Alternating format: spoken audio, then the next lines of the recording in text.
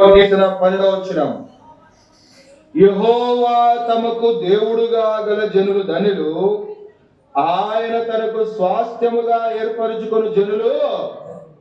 అయ్యా, యేసు ప్రభు దేవుడిగా ఉన్న జనులు ధన్యులు. ఎందుకంటే వారి పాపములకు ఏం దొరుకుతుంది?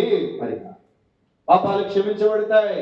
అంత మాత్రమే కాదు, ఈ భూమి మీద జీవించినంత కాలము, ఈ లోకములో ఉన్నంత కాలము ఆయన ఏర్పరచుకొని చేర్చుకొని మనుష్యుడు. చదవండి కీర్తన గ్రంథం 40 దావీదు కీర్తనలు.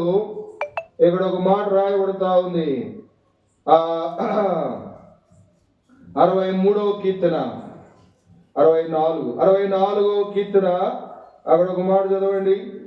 4వ వచనం 65:4 క్షమించండి 65:4 నీ ఆవరణములో నివసించున్నట్లు నీవు ఏర్పరచుకొని చేర్చుకుని వాడు ధనుడు. నీ పరిశుద్ధ ఆలయము చేత, నీ మందిరములోని మేలు చేత మేము తృప్తి పొందేదము. కదా, ప్రభు ఏర్పరచుకొని చేర్చుకుంటా ఉన్నాడు. అందుకొరకే ఎవరైతే ప్రభు యొక్క ఏర్పాటులో ఉన్నారో దేవుని వాక్యం చెప్తా ఉంది, ఆయనలో మనకేముంది అంటే యెహోవా నా కాపరి, నాకు లేమి.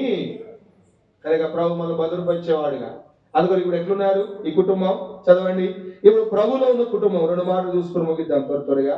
128 2వ వచనం. 128వ కీర్తన 2వ వచనం. నిశ్చయముగా నీ చేతుల కష్టార్జితమును అనుభవించదవు, నీవు ధన్యుడవు. నీకేం కలుగుతుంది? మేలు కలుగుతుంది. కనుక ప్రభులో ఉన్న వారికి ఏం కలుగుతా ఉంది అంటే మేలు కలుగుతా ఉంది కదా. ఏం మేలు మనకు తెలుసు. నీ యందు భయభక్తులు గల వారికి నీవు దాచి ఉంచిన సిద్ధపరిచిన మేలు కదా. యెహోవా యందు భయభక్తులు గలవారు సింహపు పిల్లలను లేమి గలవై ఆకలి గొలును. ఆయన యందు భయభక్తులు గల వారికి ఏ మేలు? ప్రభుడులకు దేవుడు ఎన్ని మేలు చేస్తా అని దావీదు అన్నాడు. 103వ కీర్తన 1వ వచనం. 103:1 నా ప్రాణమా యెహోవాను సన్నిధించుము, నా అంతరంగ సమస్తమా ఆయన పరిశుద్ధ నామమును సన్నిధించుము. నా ప్రాణమా యెహోవాను ఆయన చేసిన ఉపకారములలో 5వ వచనం చదవండి.